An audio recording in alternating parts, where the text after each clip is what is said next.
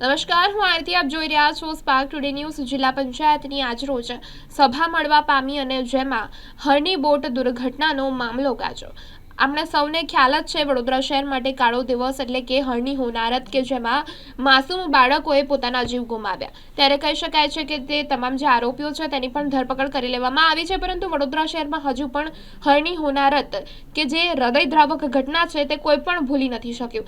ત્યારે ફરી એક વખત જે આ જિલ્લા પંચાયતમાં સભા મળવા પામી તેમાં પણ હરની હોનારતને લઈને મામલો ગાજ્યો.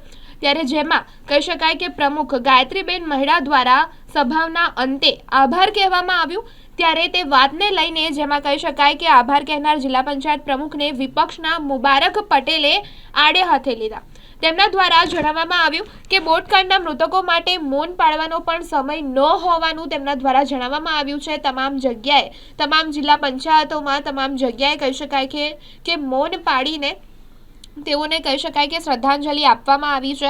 આખા ગુજરાતમાં સભાઓમાં લોકોએ મૌન પાડ્યા છે, તો શું અહીંયા સભાઓમાં મૌન પાડવાની પણ કહી શકાય કે એટલી તસ્દી કોઈ નથી લેતું? આવી રીતે તેમના દ્વારા આડે હાથે લેવામાં આવ્યા, જેમાં ટકોર બાદ સભ્યોએ 2 મિનિટનું મૌન પાડ્યું અને ત્યારબાદ કહી શકાય કે મીડિયા સમક્ષ જિલ્લા પંચાયત પ્રમુખે પોતાની જે ભૂલ છે તે પણ સ્વીકારી હતી અને બીજી બાજુ મળેલી સામાન્ય સભામાં મહમદપુરા ગામનું નામ બદલાવ કરી જેમાં રજૂઆત કરતા વિપક્ષે પણ સવાલો કર્યા હતા, જેમાં આ ગામનું નામ મહમ્મદ હતું અને હવે મહાદેવ કરતા વિપક્ષે સવાલોનો પણ સૂચન કર્યા છે. ત્યારે કહી શકાય છે કે એક સાઈડ જ્યારે મૌન પાડવામાં ન આવ્યું ત્યારે વિપક્ષના નેતા દ્વારા તેઓને આડે હાથે લેવામાં આવે અને બાદમાં જે આ ગામનું નામ છે તેના બદલાવ પર કહી શકાય કે સૂચન અને ટકોર કરવામાં આવી. આજે વડોદરા જિલ્લા પંચાયત સભાગૃહમાં ખાસ સામાન્ય સભા બોલાવવામાં આવી હતી, જેમાં વડોદરા જિલ્લાના હરણીમાં જે બોટ દુર્ઘટના થઈ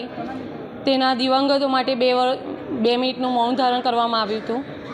તેમજ આજે જે વિકાસના કામો છે એને વહીવટી મંજૂરી આપવામાં આવી છે અને આપણા માનનીય વડાપ્રધાન શ્રી નરેન્દ્રભાઈ મોદી સાહેબે જે 22મી જાન્યુઆરીએ અયોધ્યામાં રામલલ્લાની જે પ્રાણ પ્રતિષ્ઠા કરી છે તેમને આપણે ખૂબ ખૂબ અભિનંદન પાઠવીએ છીએ.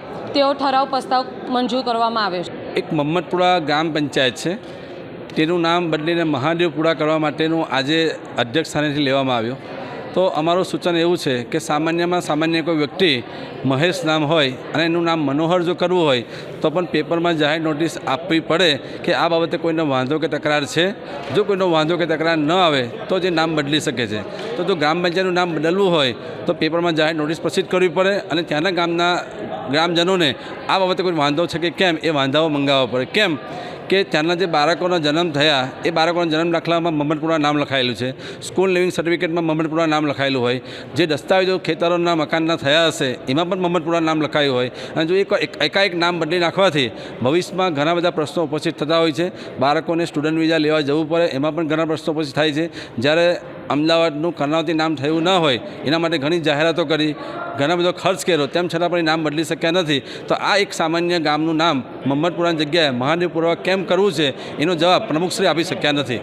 વડોદરા શહેરમાં હરણી તળાવમાં તારીખ 18 જાન્યુઆરીએ એ જે બોટ દુર્ઘટના થઈ એ બોટ દુર્ઘટનામાં સ્કૂલના બાળકો અને ટીચરોના અવસાન થયા. અને જ્યારે જિલ્લા પંચાયત વડોદરા શહેરમાં જ આવેલી હોય અને એ જે બાળકોના અવસાન થયા એના માનમાં 2 મિનિટનો જો સમય ન હોય જિલ્લા પંચાયતના ભાજપના સત્તાધીશોને તો એક શરમની વાત છે. જો બાળકો માટે 1 લાખ રૂપિયાની જો ફરવાઈ શકતા ન હોય લોકોથી, પણ 2 મિનિટનો ટાઈમ તો એમને આપવો જ જોઈએ. એ ટાઈમ માટે એમને પૈસા ખર્ચવાની જરૂર નથી. તો ત્યારબાદ પ્રમુખશ્રીએ આભાર વિધિ કર્યા બાદ એમને યાદ અમે અપાવ્યું, ત્યારબાદ 2 મિનિટ માન પાડવામાં આવ્યું છે. એ બદલ અમે પ્રમુખશ્રીનો હવે આભાર માનીએ છીએ. માફી પણ માંગી છે.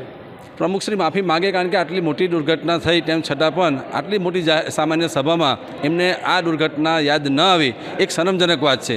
અને ત્યાર પછી જો ભૂલ કર્યા પછી કોઈ ભૂલ સ્વીકારે એ ક્યારેય માફ કરાતી નથી.